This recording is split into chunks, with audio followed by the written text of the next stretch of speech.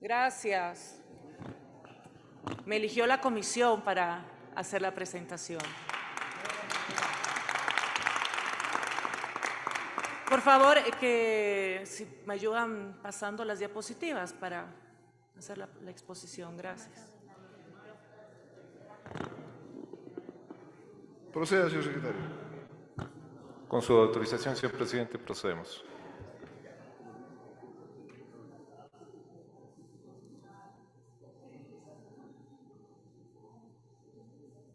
Señor presidente, cumplo con informar que al momento está habilitado una persona del equipo de trabajo de la asambleísta Marjorie Chávez para que maneje su respectiva presentación. Y está habilitado y listo. Bueno, comienzo hasta eso. Colegas, buenos días. La Comisión de Relaciones Internacionales me eligió para hacer la presentación de este proyecto de ley. Como se indicó en el primer debate, es el resultado de la unificación de 5 debates que representa el pluralismo político que debe existir en toda democracia. Haré una descripción del tratamiento de este proyecto para el segundo debate. Luego indicaré cuáles fueron las observaciones incorporadas al documento definitivo y luego haré referencia a los elementos más relevantes de este proyecto respecto a la garantía, promoción y protección de la libertad de prensa, de opinión y de la comunicación.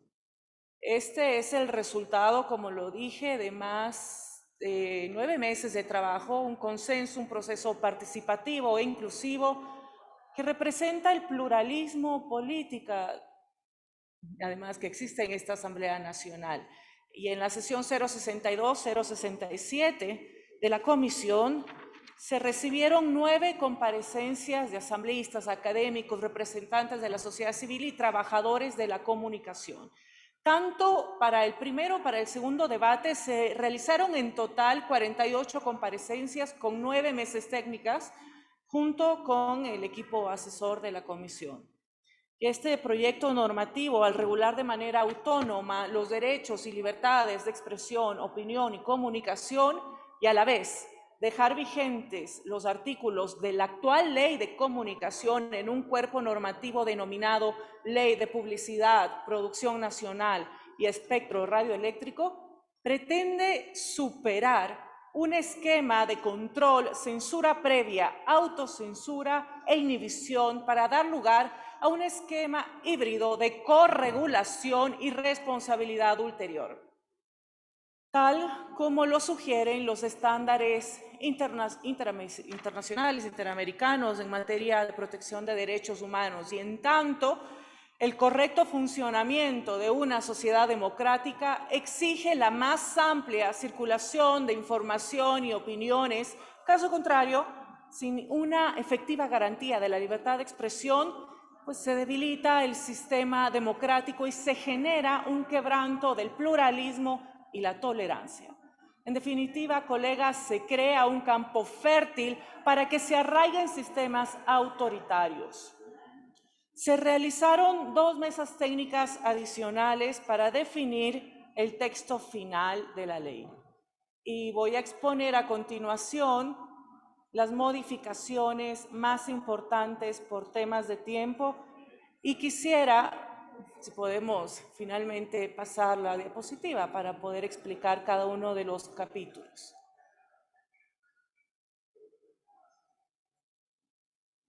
Gracias. Procedemos. Les agradecería que hagan silencio, por favor, y escuchen la exposición.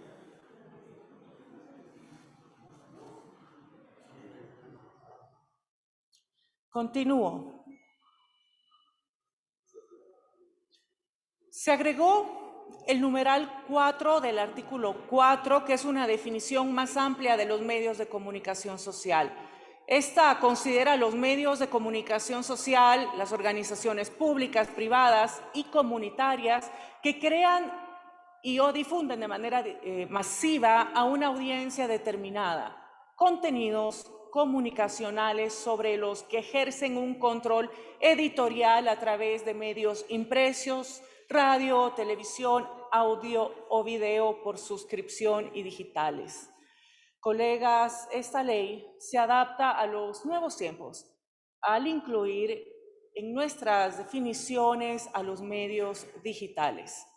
Otra modificación en el artículo 5 se obliga al Estado a través de las instituciones, autoridades, servidores y servidoras públicas competentes en materia de derechos de la comunicación a garantizar la interculturalización de la comunicación y las relaciones entre diversas culturas, comunas, comunidades, pueblos y nacionalidades, a fin de que los medios puedan producir y transmitir contenidos que realmente reflejen las diferentes cosmovisiones, idiomas, tradiciones, conocimientos y saberes ancestrales. Estamos apostando a una forma diferente de entender la comunicación, que no solo transmita nuestra riqueza multicultural, sino también que lo reproduzca y lo interiorice en la praxis comunicativa nacional. El artículo 6 del proyecto original en este informe fue dividido en 2 artículos gracias a sus colaboraciones en este pleno. En la primera se define como principal propósito de la actividad periodística el proporcionar a la ciudadanía información veraz y oportuna. Y el artículo 7 establece las funciones de los medios de comunicación en relación con la actividad periodística, entre las cuales se destacan formular públicamente y hacer efectivas las normas éticas que guiarán la actividad de los medios de comunicación a través de códigos deontológicos y otros instrumentos similares. También contribuir a que existan las condiciones laborales, profesionales y sociales que hagan posible el cumplimiento regular de las exigencias éticas y deontológicas de la comunicación, y participar en los proyectos de capacitación y asistencias técnicas desarrollados por el Consejo de Comunicación con sus nuevas funciones. Y una de las inclusiones más importantes es la que consta en el artículo 9, literal F, donde se establece como una de las obligaciones del Estado garantizar el acceso del 34% del espectro radioeléctrico para los medios comunitarios, el 33% a los medios públicos y el 33% a los medios privados. Y en el artículo 13 se incluye como actividades de riesgo para la labor de los trabajadores de la comunicación a la minería ilegal, el tráfico ilícito de personas y la violencia carcelaria. Se obliga al Estado y a los medios de comunicación a proteger a los trabajadores de la comunicación que cubran o investiguen sobre hechos relacionados con estas actividades. Y en el artículo 13 se indica claramente que en el caso de los medios audiovisuales y web, la rectificación debe realizarse en el mismo programa, horario, espacio y con la misma duración. En el artículo 20, y como parte de la pluralidad y diversidad, el Estado y los medios de comunicación impulsan la construcción del Estado intercultural y plurinacional mediante el uso y fortalecimiento de los idiomas oficiales y de relación intercultural, reproducción, difusión de la memoria colectiva, de nuestro patrimonio cultural y natural y de cada uno de los pueblos y nacionalidades de nuestro país. Para continuar y ir cerrando esta primera parte, se incluyeron, gracias a sus aportes, 3 funciones adicionales para el Consejo de Comunicación, entre ellos examinar, analizar y poner en conocimiento de la opinión pública aquellos casos en los que los medios de comunicación no cumplan con los parámetros relacionados con la actividad periodística en esta ley, y promover y fortalecer las iniciativas ciudadanas y académicas para la constitución de observatorios de medios de comunicación. También se agregaron 2 disposiciones transitorias con sus aportes. Este nuevo modelo está anclado a lo que establecen los estándares internacionales de derechos humanos en materia de libertad de expresión. Este proyecto de ley tomó en consideración lo que dijo también la jurisprudencia de la Corte Interamericana de Derechos Humanos, que, como sabemos, es vinculante para nuestro país. Y tanto la información como la opinión acarrean responsabilidades de quien la emite, pero los parámetros para establecer dicha responsabilidad y sus consecuencias deben ser diferentes. Se debe informar la verdad. Y respecto a la información, si esta no ha sido verificada o es inexacta, caben alegar los derechos de rectificación, réplica y acciones civiles reparatorias, inclusive las penales. La opinión supone un juicio de valor que es libre de ser arguido y debería ser al menos informado, siendo este un parámetro deóntico y en cuyo caso se prefiere la garantía de la libre opinión en un contexto de pluralismo. Respecto a la calumnia y a la injuria, esta ley respeta los estándares internacionales en materia de derechos humanos respecto a los derechos protegidos.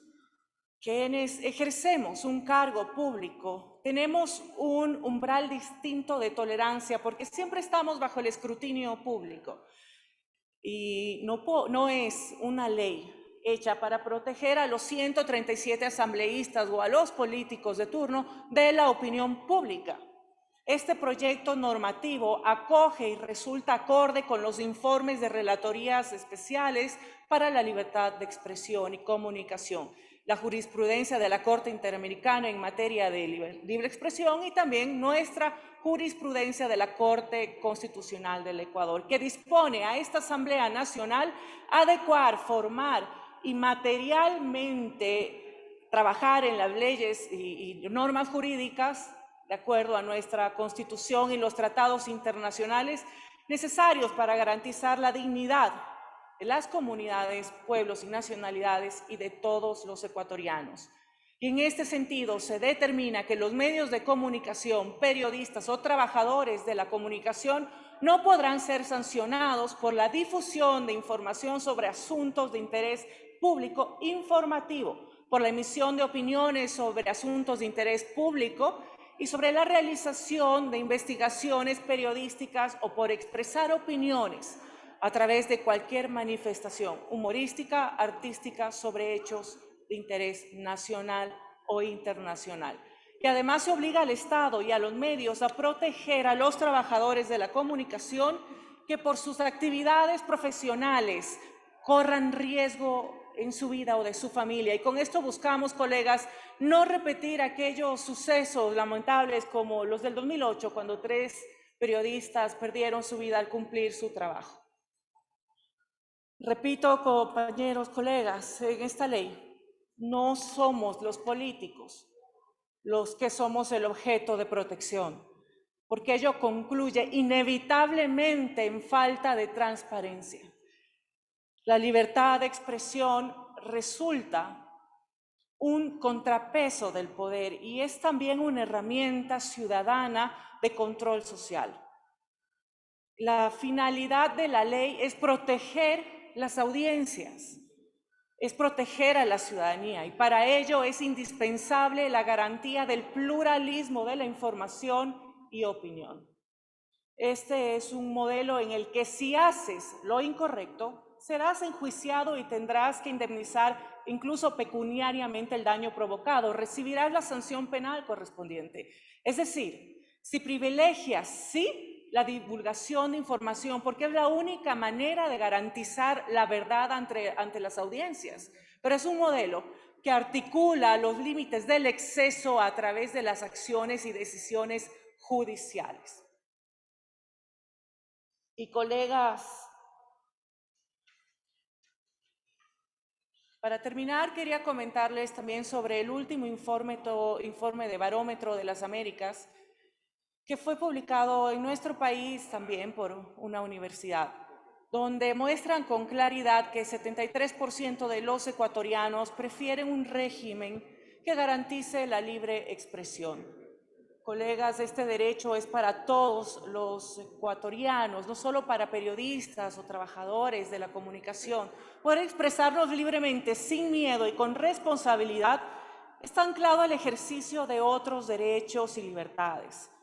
Tampoco podríamos encontrar a otras personas con nuestras mismas ideas o cosmovisiones. No podríamos unirnos para criticarlas, para estudiarlas y defenderlas tampoco. La libre expresión es una condición necesaria de la libre asociación y no podemos olvidarnos de la democracia.